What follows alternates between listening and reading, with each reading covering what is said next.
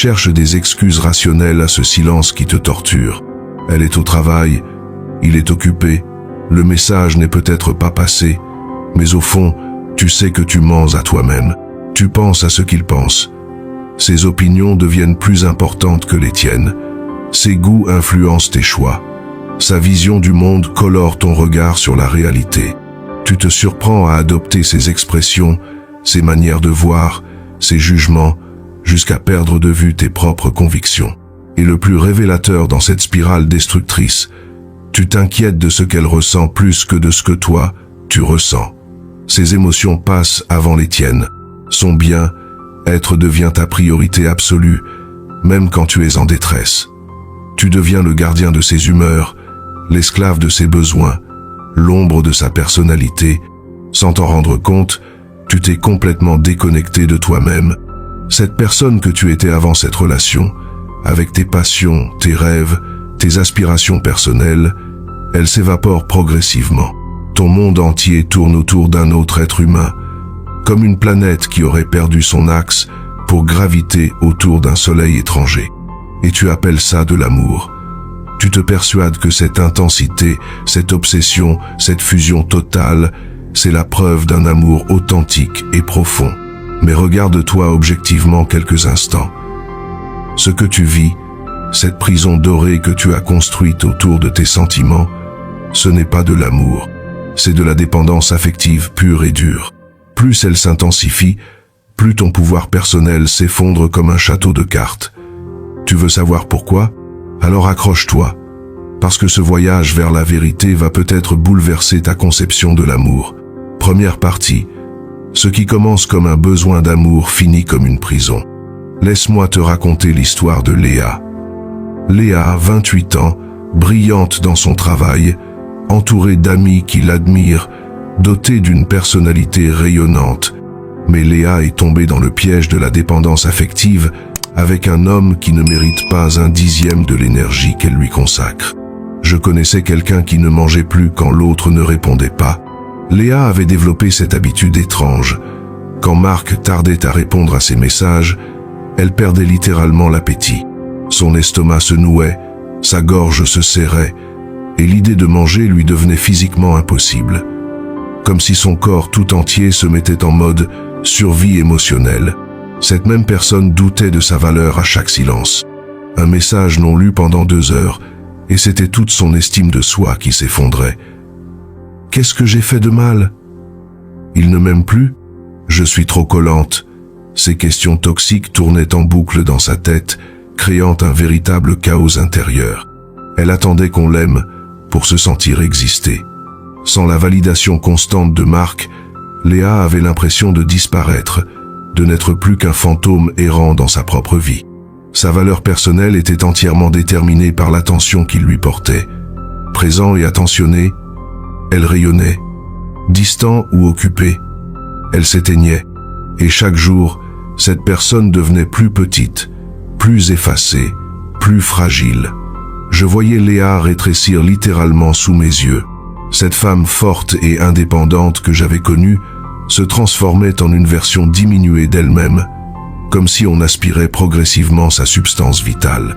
Ses amis commençaient à la fuir, non par méchanceté, mais parce qu'elle ne parlait plus que de Marc. Ses passions s'étiolaient faute d'attention. Ses projets professionnels stagnaient parce que toute son énergie était monopolisée par cette relation toxique. C'est exactement ça, la dépendance affective. Tu cèdes ton pouvoir personnel.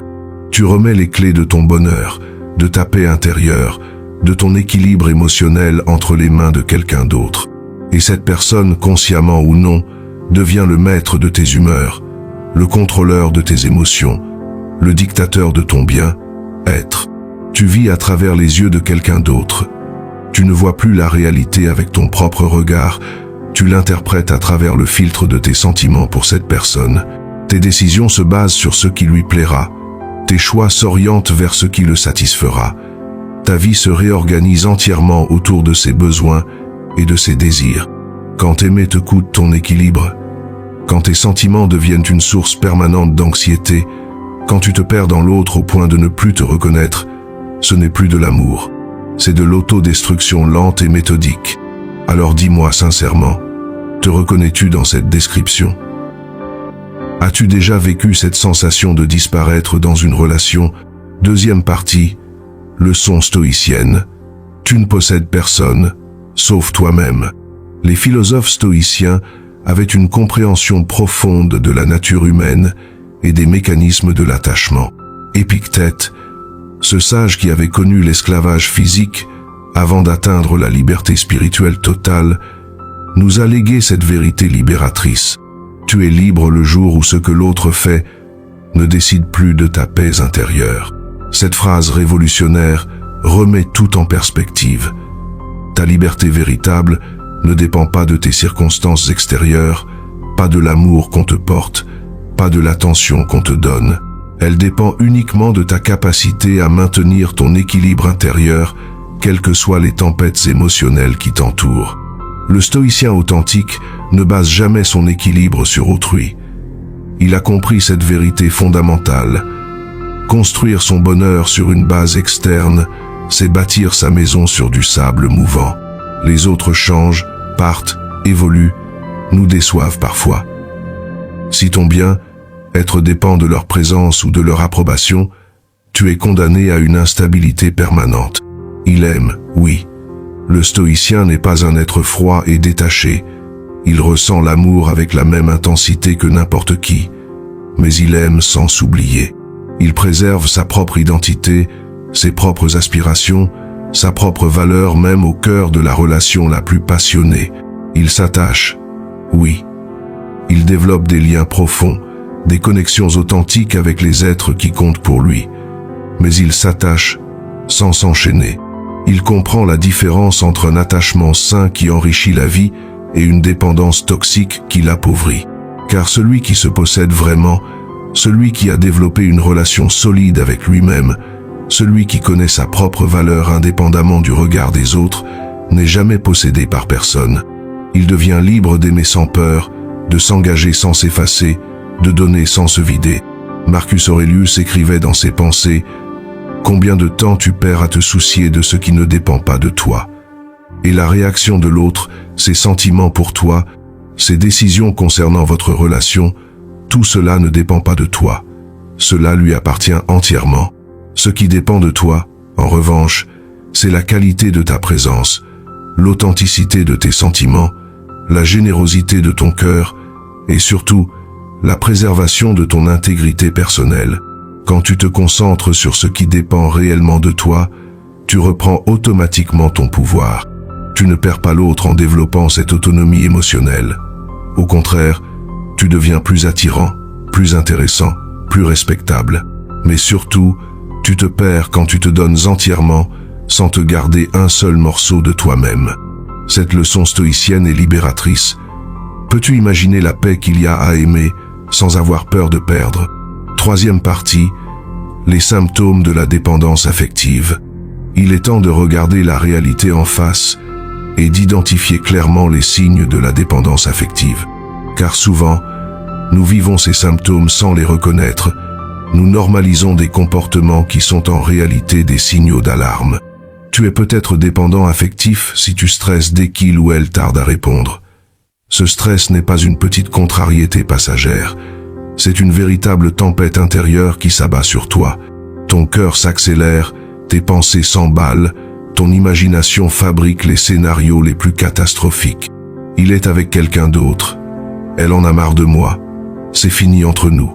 Cette réaction disproportionnée révèle à quel point ton équilibre émotionnel dépend de l'autre. Deuxième symptôme, révélateur. Tu cherches constamment à rassurer l'autre, même quand tu es en détresse. Paradoxalement, quand tu souffres, au lieu de demander du soutien, tu inverses les rôles. Tu deviens celui qui console, qui rassure, qui s'occupe de l'autre. C'est un mécanisme de défense pervers. Tu penses qu'en étant indispensable, tu éviteras l'abandon. Troisième indicateur alarmant. Tu tolères des choses inacceptables par peur d'être seul. Les retards chroniques, les mensonges occasionnels, le manque de respect, les comportements blessants, tout cela devient supportable dans ton esprit parce que l'alternative, être seul, te terrifie davantage. Tu préfères une relation toxique à pas de relation du tout. 4e signe critique. Tu doutes de toi si tu n'as pas l'approbation de l'autre. Tes propres opinions perdent de leur valeur si elles ne sont pas validées par cette personne. Tes choix vestimentaires, tes projets professionnels, tes amitiés, tout passe au filtre de son approbation. Sans son aval, tu te sens perdu, illégitime, incertain. Et voici la révélation douloureuse. Ce que tu croyais être de l'amour n'était en fait qu'un moyen de survivre émotionnellement. Cette intensité que tu ressentais, cette obsession que tu entretenais, ce n'était pas l'expression d'un sentiment noble. C'était ton système de survie émotionnelle en action, ta façon désespérée de combler un vide intérieur. L'amour authentique ne crée pas cette dépendance anxieuse. Il n'engendre pas ces peurs permanentes, ces doutes corrosifs, ces besoins compulsifs de validation. L'amour véritable apaise, enrichit, élève. Il te rend meilleur, pas plus fragile. L'amour vrai ne t'épuise pas. Il ne consume pas ton énergie vitale dans des cycles infernaux d'angoisse et de soulagement temporaire. C'est la dépendance qui draine ta lumière, qui aspire ta vitalité, qui te laisse vide et épuisé à la fin de chaque journée. Cette prise de conscience peut être douloureuse, mais elle est nécessaire. Reconnais-tu certains de ces symptômes dans ton comportement actuel? 4e partie. Comment s'en libérer et reconstruire son centre? Le moment est venu de passer de la prise de conscience à l'action concrète. Se libérer de la dépendance affective n'est pas un processus instantané, mais c'est un chemin de libération qui en vaut largement la peine. Inspirons-nous de la sagesse stoïcienne pour construire un plan d'action progressif et efficace. Première étape fondamentale. Il reconnaît sa valeur intrinsèque, même sans amour extérieur. Le stoïcien comprend que sa valeur ne fluctue pas en fonction de l'attention qu'on lui porte. Elle est stable, constante, indépendante des circonstances. Prends le temps chaque jour de te rappeler tes qualités, tes accomplissements, tes forces. Écris-les si nécessaire. Cette valeur que tu portes, elle existait avant cette relation, elle existera après. 2e démarche libératrice. Il réapprend à s'aimer seul, dans le silence, dans le calme. Redécouvre le plaisir de ta propre compagnie. Organise-toi des rendez-vous avec toi-même. Va au restaurant seul, va au cinéma seul, promène-toi dans la nature en savourant le silence. Cette capacité à apprécier la solitude n'est pas de l'isolement, c'est de la plénitude. 3e action courageuse. Il coupe le cordon émotionnel qui nourrit le besoin de validation. Arrête de chercher constamment l'approbation de l'autre. Prends des décisions sans demander son avis. Exprime tes opinions même si elles diffèrent des siennes. Porte les vêtements qui te plaisent, même s'ils ne sont pas dans ses goûts. Chaque petit acte d'indépendance renforce ton autonomie émotionnelle. 4e étape cruciale. Il reprend le contrôle de son agenda, de ses priorités, de son énergie. Tes journées ne doivent plus être organisées autour de sa disponibilité. Tes projets ne doivent plus être reportés à cause de ses besoins. Ton énergie ne doit plus être entièrement consacrée à cette relation. Rééquilibre ta vie, redonne de l'espace à tes autres centres d'intérêt. Cette reconstruction demande de la patience et de la persévérance. Tu vas peut-être ressentir une forme de sevrage émotionnel au début. C'est normal. Ton cerveau était habitué à ces pics d'adrénaline liés à l'attente, à l'angoisse, au soulagement. Il va falloir du temps pour retrouver un équilibre plus stable et plus sain, parce que la paix intérieure ne dépend jamais d'un message lu, d'une réponse rapide, d'une attention constante. Elle naît d'un amour propre jamais oublié, d'une confiance en soi inébranlable, d'une connaissance profonde de sa propre valeur. Quand tu t'aimes assez pour rester debout sans soutien externe, quand tu développes cette force tranquille qui ne vacille pas au premier vent contraire, alors l'amour qui viendra vers toi ne sera plus une béquille dont tu dépends pour avancer. Il deviendra un bonus magnifique qui enrichit une vie déjà épanouie. Quel premier pas vas-tu faire dès aujourd'hui pour reprendre ton pouvoir? Nous voici arrivés au terme de cette exploration de la dépendance affective et de ses ravages sur le pouvoir intérieur. J'espère que tu vois maintenant avec clarté la différence entre aimer sainement et s'autodétruire par amour. Tu n'as pas été créé pour t'effondrer à chaque absence. Cette vérité doit résonner dans chaque cellule de ton être. Ton équilibre émotionnel n'est pas censé dépendre des humeurs changeantes d'un autre être humain. Tu es plus solide que ça, plus fort que ça, plus complet que ça. Tu n'as pas été conçu pour te perdre dans un regard qui change, dans des sentiments qui fluctuent, dans une attention qui va et vient. Ton identité ne peut pas être à la merci des émotions d'autrui. Tu es une entité complète, autonome, capable de bonheur indépendant. Tu es ton propre pilier. Cette colonne vertébrale émotionnelle qui te maintient debout, elle doit venir de toi, pas d'ailleurs. Tu es ton propre centre de gravité, ton propre point d'ancrage dans les tempêtes de la vie. Et tant que tu oublieras cette vérité fondamentale, tu construiras des relations où tu finiras toujours à genoux, en position de faiblesse, de mendicité émotionnelle. Aime, oui. N'abandonne pas l'amour à cause de ces contrefaçons toxiques. L'amour authentique existe, il est même magnifique quand il s'épanouit entre deux êtres entiers et autonomes, mais jamais au point de te trahir, jamais au point de renier tes propres besoins, tes propres rêves, ta propre essence, jamais au point de t'éteindre. Car un amour qui exige que tu disparaisses pour exister n'est pas de l'amour. C'est une fusion destructrice qui consume au lieu d'illuminer, qui appauvrit au lieu d'enrichir, qui diminue au lieu d'élever. La vraie force, celle qui impressionne et qui inspire, ce n'est pas d'être aimé par le plus grand nombre. Tout le monde peut mendier de l'affection, tout le monde peut se rendre indispensable par la dépendance.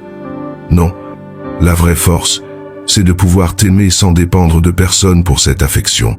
C'est cette autonomie émotionnelle qui fait de toi un partenaire désirable, pas un poids. C'est cette plénitude personnelle qui attire l'amour authentique, pas l'amour de compassion.